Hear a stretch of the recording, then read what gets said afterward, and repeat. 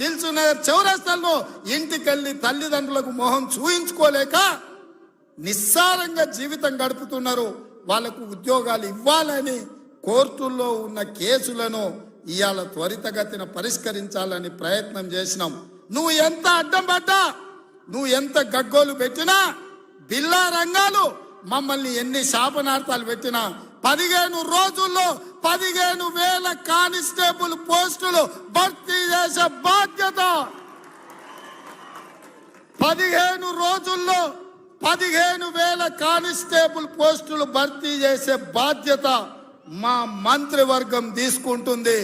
మాది బాధ్యత అని చెప్పి నేను ఈ వేదిక మీద నుంచి మాట ఇస్తున్న మిత్రులారా, ఈరోజు తెలంగాణ సమాజం ఆలోచన చెయ్యండి. ఈ తెలంగాణ రాష్ట్రం ఎవరి చేతిలో భద్రంగా ఉంటుంది? ఈ తెలంగాణ రాష్ట్రం త్యాగాల పునాదుల మీద ఏర్పడ్డ ఈ రాష్ట్రం ఎవరు భద్రంగా కాపలా కాస్తారు?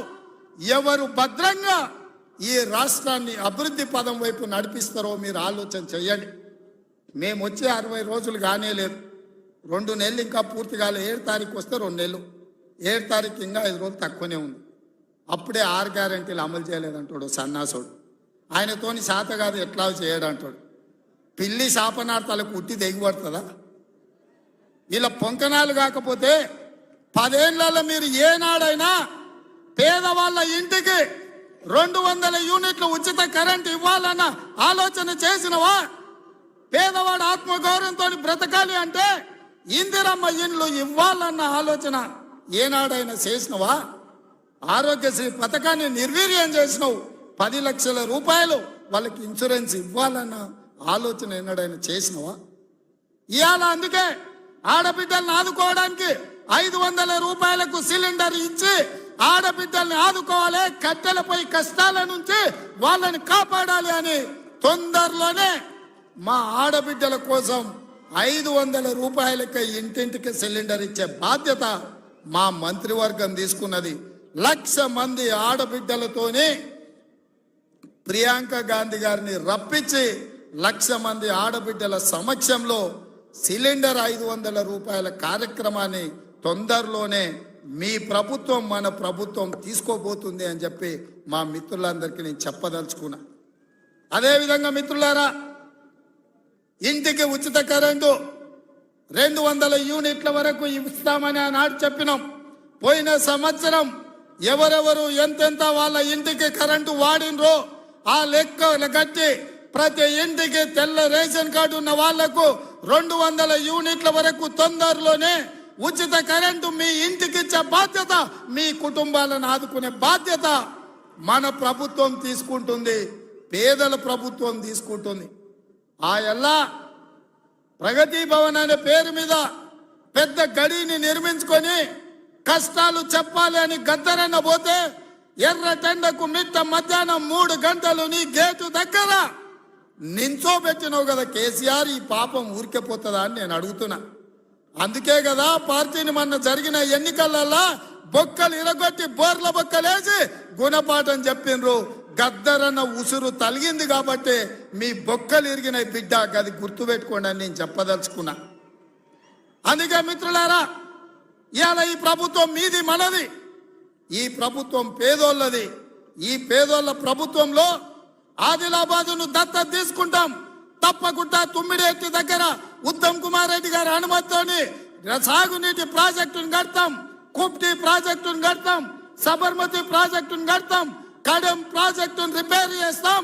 ఈ ప్రాంతాన్ని సాగునీటి రంగంలో పైనుంచి వస్తుంటే మా కొండ సురేఖక్క చూపిస్తుంది, కింద క్రేన్ పెట్టి బాయి తవ్వుకుంటారు నీళ్ల కోసం, సాగు నీటి కోసం. మరి ఆ సన్నాసోడు 1 కోటి ఎకరాలకు నీళ్ళు ఇచ్చిన అన్నాడు, ఏడిచ్చిండా? వచ్చినా ఇవాళ హెలికాప్టర్ల పైనుంచి వస్తే ఎడారిని చూసినట్టుంది, ఎండిపోయిన పొలాలు కనిపిస్తున్నాయి. నీళ్ల కోసం బావులు తవ్వుకుంటారు. ఇవాళ బావి తవ్వే క్రేను అది చూపించి సురేఖక్క అన్న ఇంకా బాయిల వ్యవసాయమే ఉంది, ఇక్కడ నీళ్లు రాలేదని. ఇవాళ వస్తావా కేసీఆర్, నీకు మళ్ళోసారి చూపిస్తా ఈ ప్రాంతాన్ని. ఎన్నడా నువ్వు వచ్చినవో రాలేదో నాకు తెలియదు, ఎన్నికలప్పుడు ఓట్లాడుకోనికి వచ్చుంటావు, కానీ ఈ ప్రాంతాన్ని చూడడానికి ఎప్పుడన్నా వచ్చినవా? రా, ప్రభుత్వం హెలికాప్టర్ పెడుతుంది, మేము వస్తాం, నీకు చూపిస్తాం. కోటి ఎకరాలకు నీళ్లు ఇస్తా అనే పేరు మీద లక్షల కోట్ల రూపాయల దోపిడీకి పాల్పడ్డావు తప్ప ఈ ఆదిలాబాద్కు నీళ్లు ఇవ్వలేదు. అందుకే ఈ ప్రాంతాన్ని సస్యశ్యామలం చేయడానికి సాగునీటి ప్రాజెక్టులను కట్టే బాధ్యత మా పార్టీ తీసుకుంటుంది, మా ప్రభుత్వం తీసుకుంటుంది.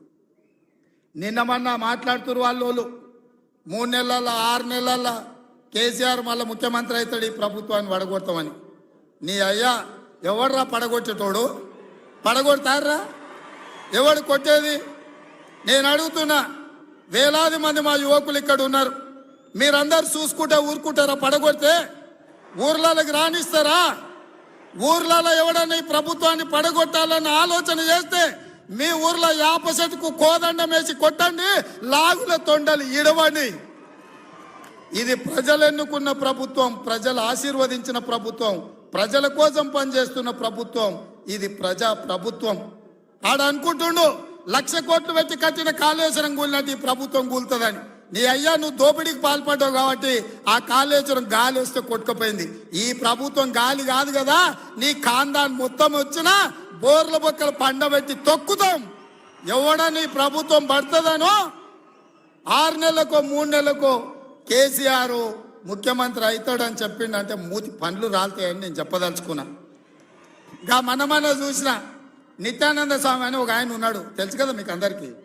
ఆయన ఇక్కడక్కడైతే లాభం లేదని పోయి ఎన్నో దీవి కొనుక్కొని దానికి రాజు అని ప్రకటించుకున్నాడు.